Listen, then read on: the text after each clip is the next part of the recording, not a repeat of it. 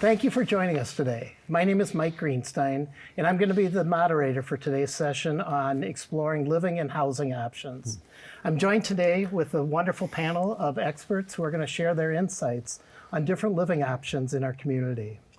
Today's session has been pre-recorded and will consist of a few questions that are frequently asked. However, we do want your insight and your questions and comments that you may have, and we ask that you share those with us on chat.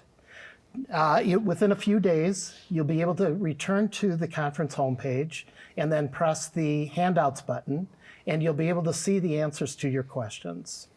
So with that, we'd like to begin, and I'm going to call on Vic Sandler to share a personal experience with us. Vic? Welcome to this session, Exploring Living and Housing Options.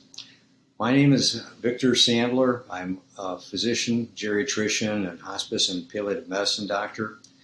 I want to tell you a little bit about my story to introduce this subject because I have a lot of both professional and personal experience in this matter. My professional experience as a geriatrician in medical practice for over 40 years now. I've cared for many patients and patients' families and tried to help them through transitions, difficult transitions that they made in deterioration of their loved ones, my patients' condition, many patients with dementia having to make moves from home to assisted living to skilled nursing facilities to the hospital and back again. These are very trying for patients and their families, and I understand this very well. I understand this from a personal standpoint because my mother and father, and I was the decision maker for both of them when they declined. My mother was diagnosed in 1998 with metastatic lung cancer to brain, and she deteriorated over a period of 3 years and was bedridden for the last year, and she died in 2001 of metastatic lung cancer to brain. We had focused, of course, almost exclusively on my mother's health during this period of time. And we're not very observant of my father, honestly, and the changes that he probably was undergoing. We attributed it probably to the changes in his behavior, which was more depressed, to my mother's condition. But a month after my mother died in 2001, I took my father to a neurologist because his cognition really seemed to have changed. He was diagnosed with Alzheimer's disease. Over the next 6 years of his life, he died in 2007 of Alzheimer's disease. We had to make a number of changes in his living environment because of the fact that the house that he had lived in for over 50 years, the house that I grew up in and my three brothers grew up in, no longer was a safe environment for him, or an environment that we had enough resources because I was the only brother living in the area. So we made arrangements to transfer him to Roitenberg Assisted Living. I was very, very worried. My wife was very, very worried this would be a traumatic change for him. Going from the large family home that we grew up in, and my parents had lived in almost all the years of their marriage, to a much smaller environment, an efficiency apartment at Roitenberg. So we fretted about this. We did our best to prepare. We worried that even with all our preparations of moving and furniture he recognized and family photos, that he would recognize that it would still be very difficult for him, because I had seen this happen before. But the day we made the move, and we had moved everything in advance so we would walk into things that looked familiar, he walked in the door with my wife and I and said, "Wow, this is great." And it was so reassuring that he had made this transition seemingly so comfortably, and did in fact, it did work out quite well and was quite comfortable for him. And he never made any objections. It didn't have any deterioration in his condition or in his behavior at that time, which was reassuring. Over the next 5 years, we underwent several other transitions, from assisted living to the memory care unit at Roitenberg. Similarly worried about that. He made that move similarly quite well, but as his condition continued to deteriorate in terms of both his cognition and physically, and behavior issues, and going from the memory care unit to geropsych unit at the university, and then to specialized assisted living for Alzheimer's patients out in Rogers, Minnesota, and then to a more higher level of care within that unit. It was difficult each time for my wife and I to undergo this transition, fretting about how he would make this transition comfortably. But he did. He did. It was hard for us. But I know as a geriatrician that it's not always the case, that many times it does not go well, and there's deteriorations in the patient's condition and a lot of stress on the family. So I encourage you all to listen to the presentations coming up and think about your own situation. Please ask questions at the end and help you process decisions that you have to make, or ones that you may have made and might be second guessing, because I know this is challenging. Thank you. Well, I'd like to welcome our panel today and ask each of you to introduce yourselves with your name and your title and the organization that you work for. Great, thanks, Mike. I'm Corey Wisco. I am Vice President of Wellshire. And Wellshire has locations in Bloomington, Minnesota, and a location in Medina. Hi, I'm Susie Held, and I am the sales and leasing specialist for Shalom. And we have two campuses, one in the Highland Park, near the Highland Park neighborhood of St. Paul, and in St. Louis Park. Hi, I'm Deb Nelson. I'm the owner of Home Watch Caregivers. We're a home care agency based in Edina, but we can cover the whole metro area. Well, thank you. I'd like to do is start off and talk a little bit about each of your organizations, what makes you special, and tell us a little bit about what sort of needs you fill for clients. Yeah. So with Wellshire, we just specialize in dementia Alzheimer's care through all stages of the disease, whether it's from the very beginning, early stages, all the way through the end of life stage. And we got there because in my family, both my grandparents had the disease, right? And Dad was the primary caregiver, assisting, grandma at the time. And my grandfather just wasn't afforded the ability to live with pride and dignity, right? And that was the one thing that my father looked at and said, I think we could do something different. And that's how the Wellshire came to be, right? And we've been doing dementia Alzheimer's care now for about 20 years. And, we really look at the disease in the 4 stages, early stage, mid stage, later stage, end of life stage. And, it's the activities that I think if there's one thing that we've learned over the last 20 years is that the importance of activities, right?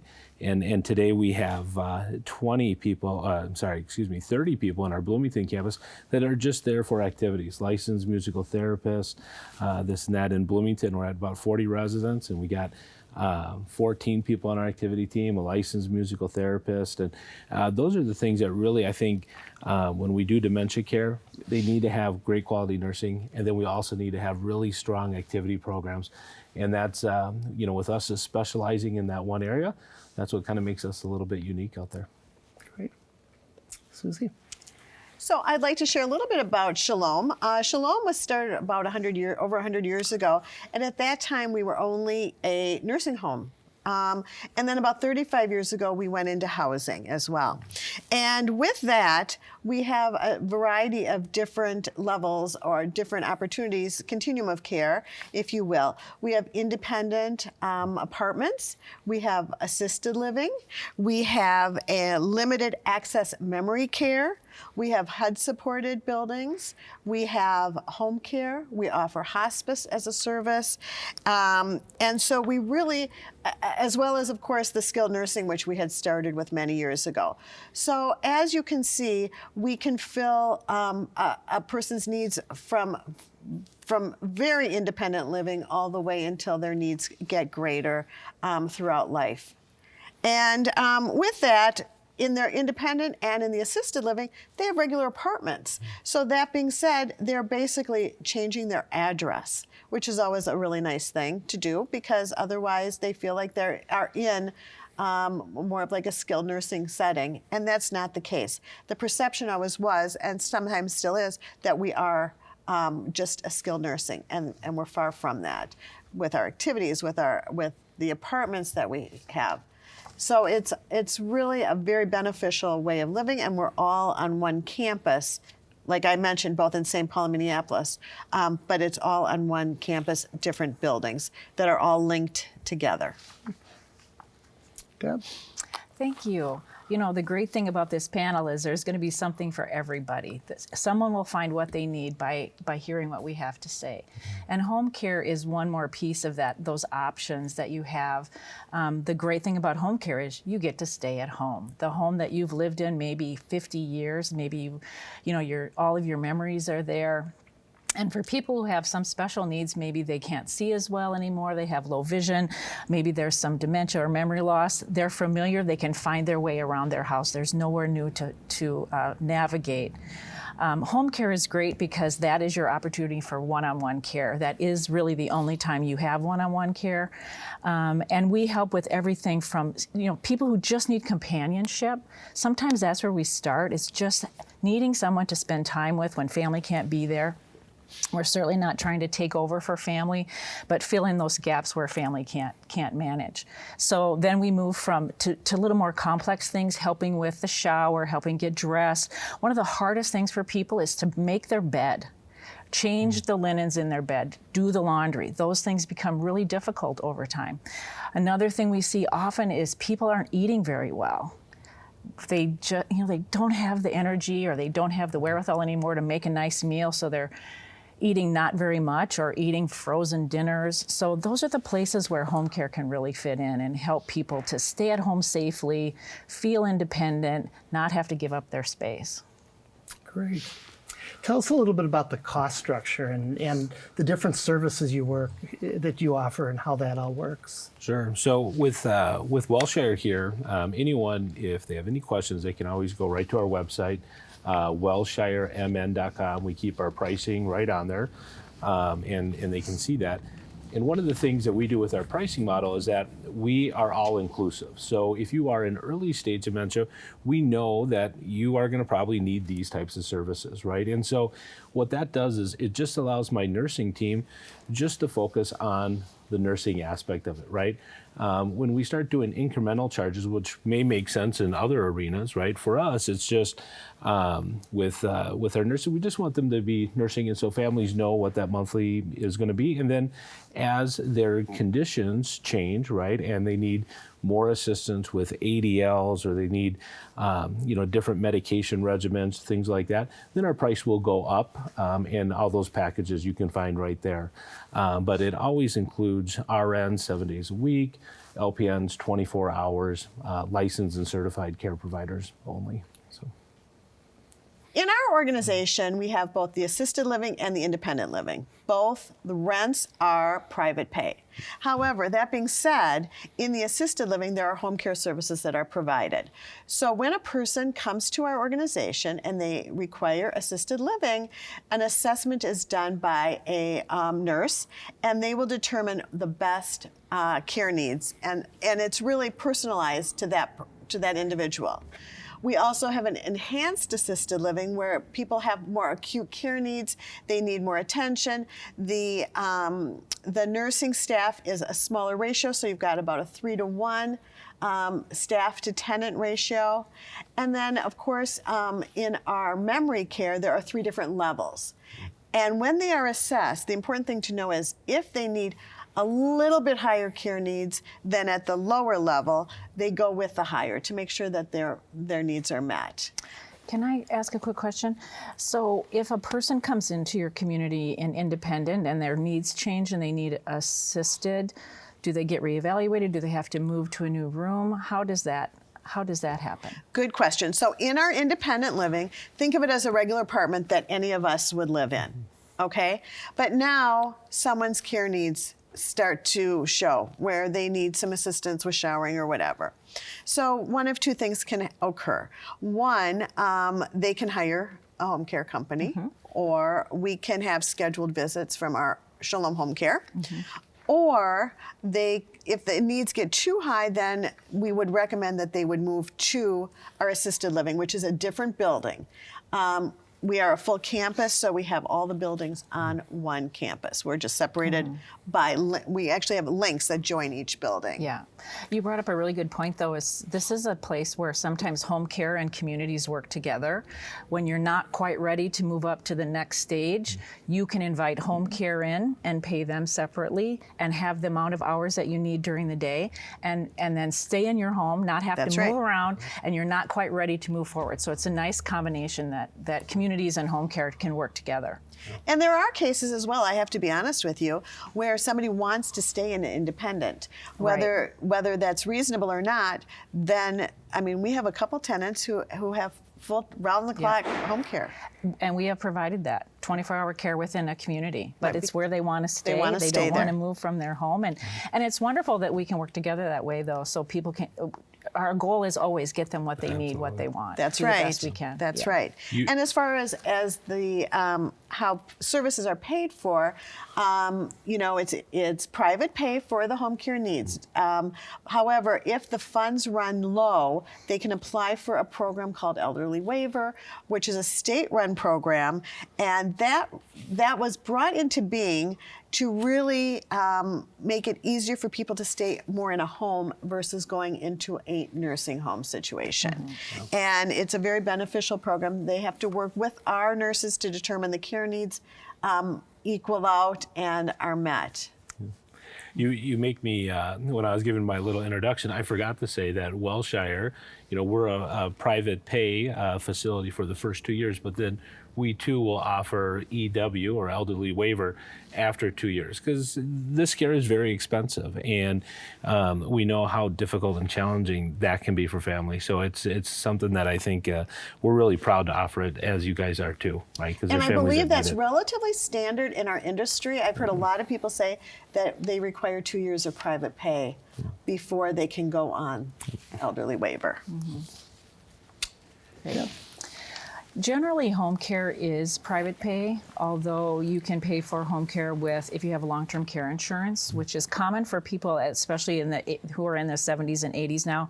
Long-term care was easier to afford then. The things to keep in mind about your long-term care insurance is there is an elimination period, so there will be a period of time that you pay for care out of pocket, and then you get reimbursed after that period has been satisfied.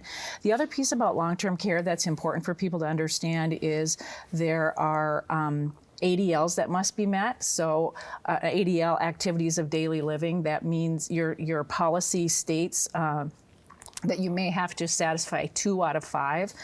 And that means that a caregiver has to help you with 2 things. Because if you're not sick enough to use your long-term care benefit, they won't reimburse. So it's important for people to know, this is what I need my family member to use in order to use that benefit. But you don't have to at the beginning. You can save that for down the road if you have that. Home care can also be paid through VA benefits. There's a benefit called aid and attendance, but you do have to work through the process with the VA to get home care to be covered. But like we talked earlier, home care fits into a lot of different spaces too. The great thing about home care, I have to say, it can be as little as 1 hour. Our agency offers 1 and 2 hour shifts. We call them premium shifts. They're a little more expensive than 3 hours and up, but we don't have any minimums. If you really need 1 hour once a week to help with the shower, we can do that as long as we have a caregiver available to do that.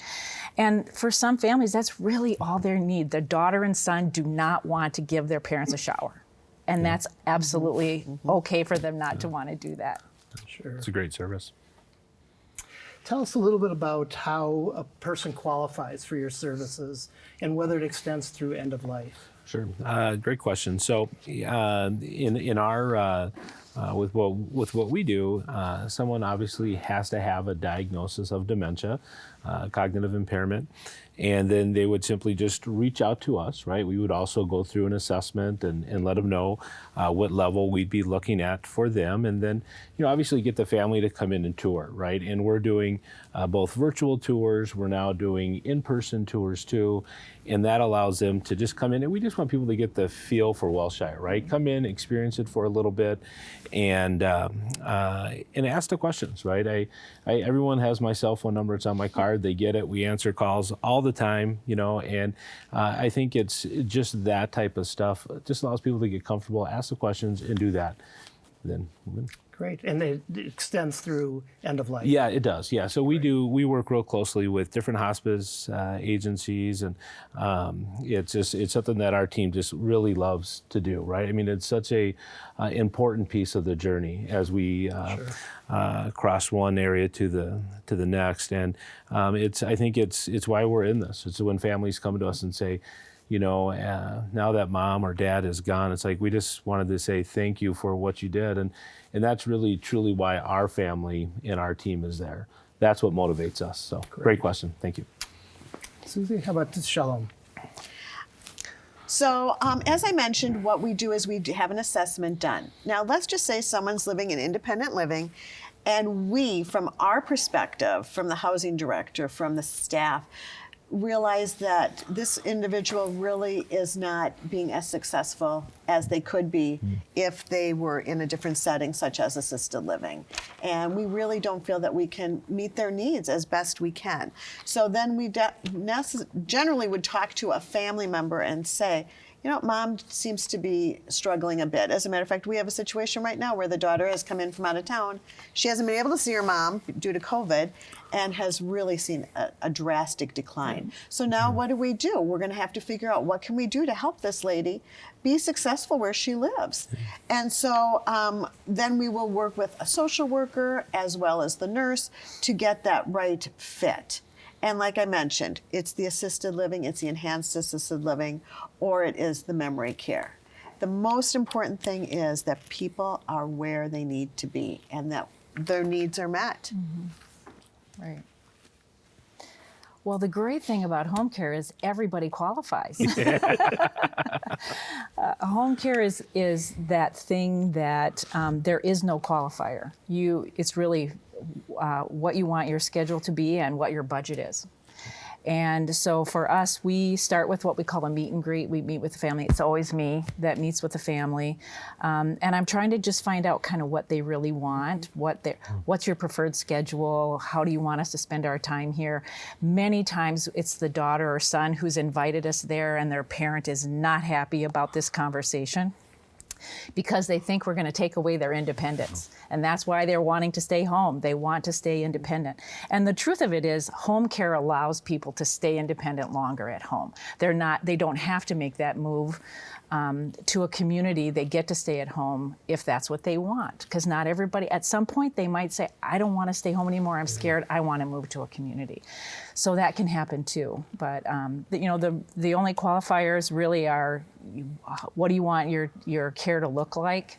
Who do you want to have involved? How many caregivers? It depends on how much care you have. We do our best to be consistent. That's a wonderful thing too about home care is you can kind of see the same people over and over again. As far as end of life, home care can work all the way through end of life. And I think there's something that a lot of people don't understand about the way hospice works with home care. If a family, a loved one needs care that extends to about 24/7. It's not hospice that provides the care, it's the home care agency that works with hospice. And I think that's important for people to understand. Hospice directs the care. The hospice nurse works with the home care nurse. Our home care nurse then gives the direction to the caregivers, and that's the continuity of care that you receive through hospice. But certainly, home care agencies generally have caregivers who are experienced with end of life. Some thrive, that's the people they want to work with is the people who are at end of life. But it's great to see our communities all can offer the things that anyone can find what they need. Do a little research and ask a few questions. Sure. And we do offer hospice as well, and we will do it anywhere in the community, Shalom Hospice.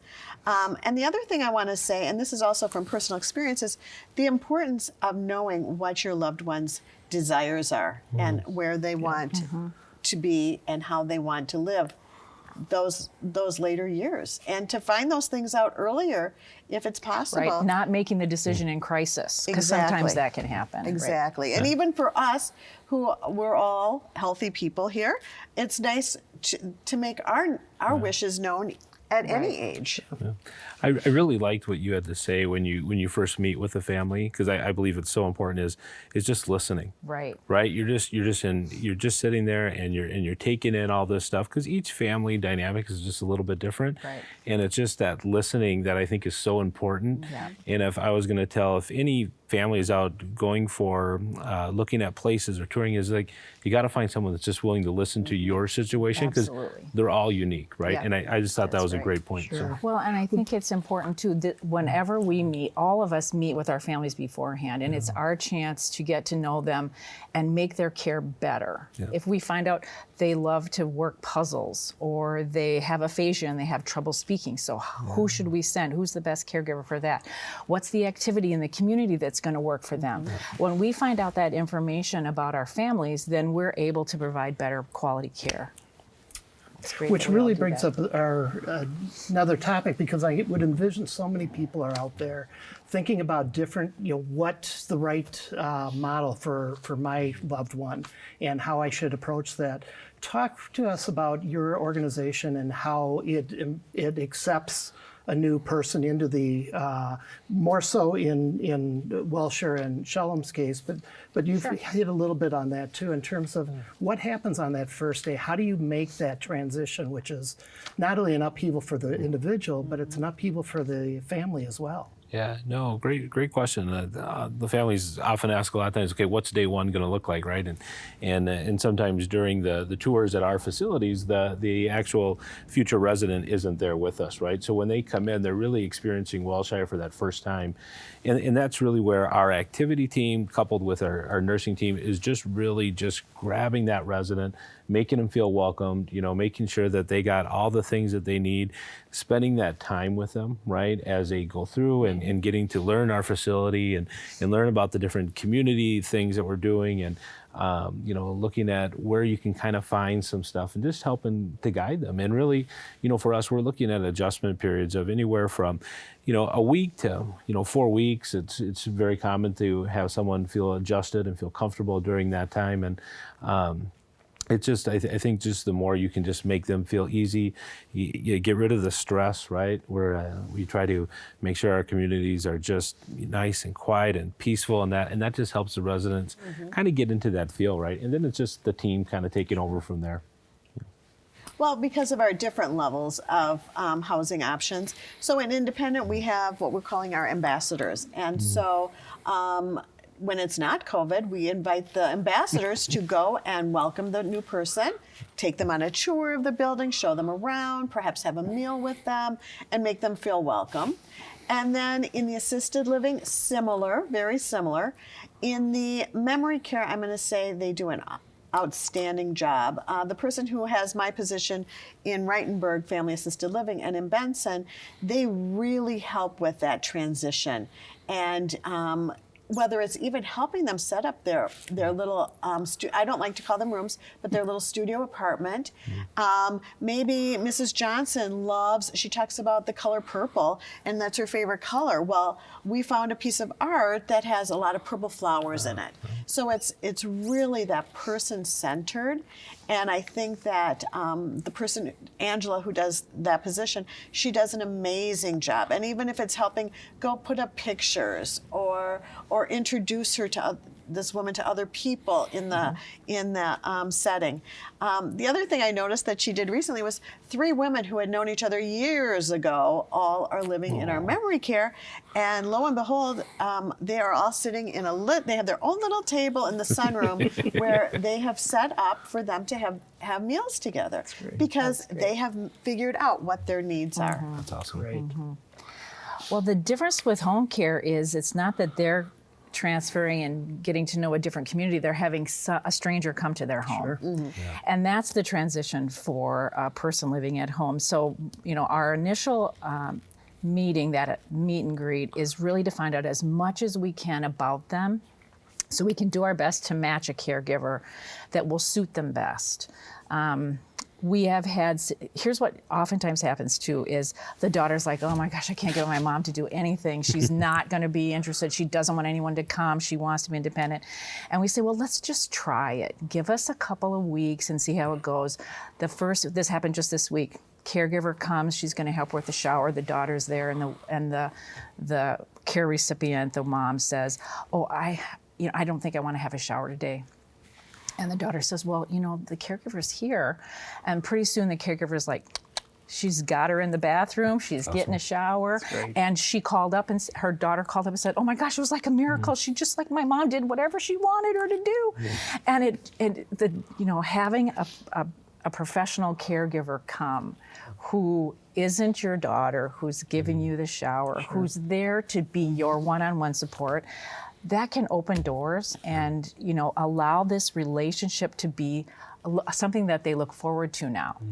They're happy when their caregiver comes. And in the community, every person in a community has their favorite caregiver that swings by however often they're working. And those relationships matter. They happen at home, they happen in community. And the thing about home care too is sometimes we don't get that right. Sometimes it's not the right person, but we can change that. I've had clients go through numerous caregivers, and finally I said, "This is the last person I have. I don't have anybody else to send," and it's the one they love. Yeah. The last person I would try. And the important thing is, in a situation like that, something we often say is the adult child or the sibling should remain that family member and let a professional take care of those other needs. You get to be the daughter, be the son, and let someone else take care of those other needs. And just the stress of being a family caregiver, can alleviate some of that. You guys, you just made me think of another thing that is important in our community, and I'm sure it is with you guys, that caregiver support group too, right? Even though whether they're home care like you just talked about, or they're in a community-based setting, it's still having those caregivers get together and work with one another and be there.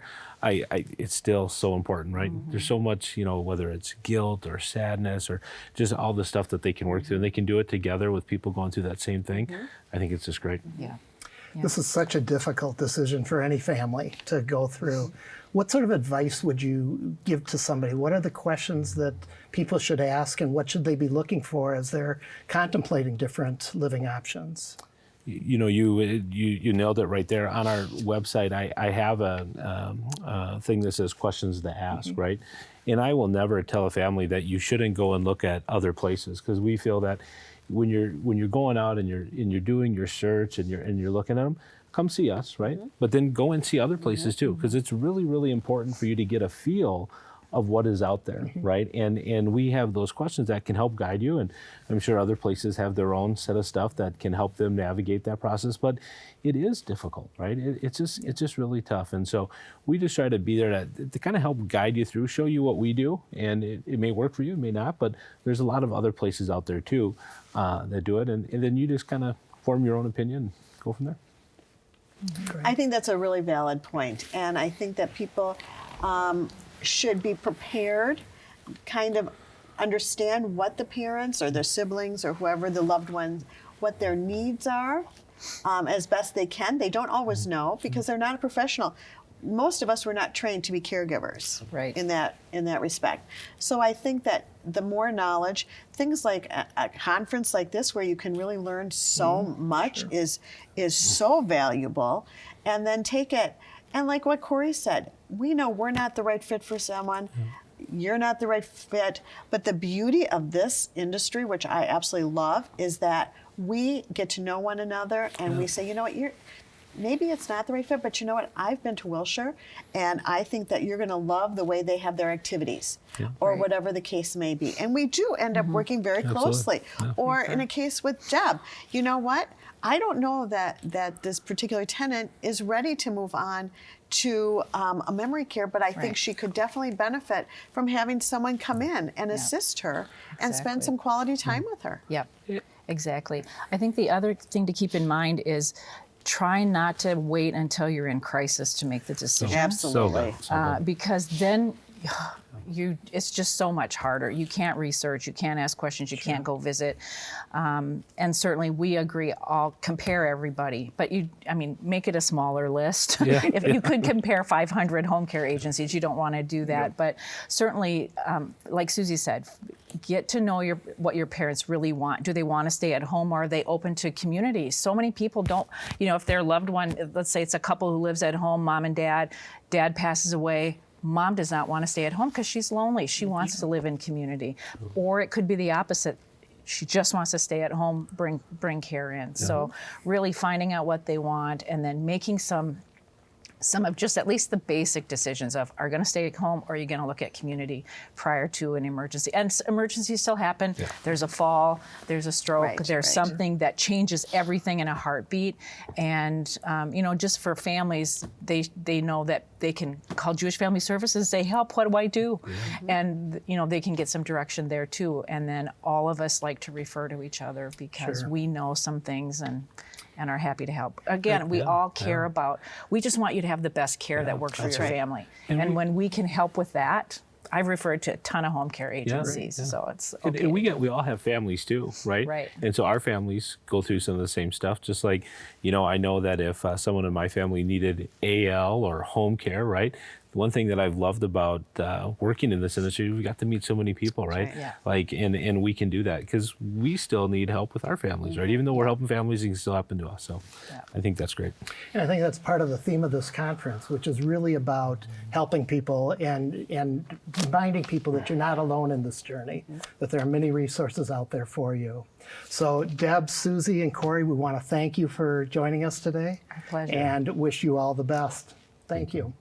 Well, I want to also thank our audience for joining us today and remind you to, on the conference homepage, to fill out your evaluation.